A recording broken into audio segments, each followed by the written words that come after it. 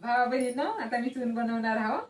तर ह्या कांद्याचा पाला घेतला, कारण तर कांदा नाही आहे ना घरी, तर म्हणून पालाच टाकावा म्हणलं. काल रानातून आणला कांद्याचा पाला. आता हे भेद्र घेतले, हे तिखट घेतलं, मीठ घेतलं, हळद घेतली, नाही तर लसण जिरं कांडून आहे. लसण जिरं धने. आता हे चून बनवायचं आहे ना. आता गरम गंज झाला, आता तेल टाकतो. तर तेल गरम झालं, कांद्याचा पाला टाकतो. कांद्याचा पाला फिरवून घेतो. त्यात कस्तुरी मेथी टाकतो. आता भेद्राचा फोडी टाकतो.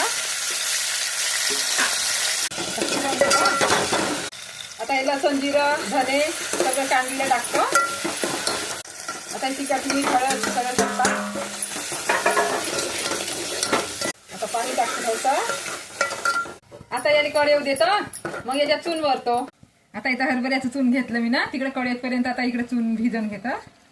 नंतर भिजवून घेतलं तर उंड्या होत नाही, तर उंड्या होते ना. आता चून भिजवत आहो, कारण तर येतं डायरेक्ट टाकता येते चून कोरडं, आणि येतं उंड्या होते, म्हणून आता भिजवून घेतो.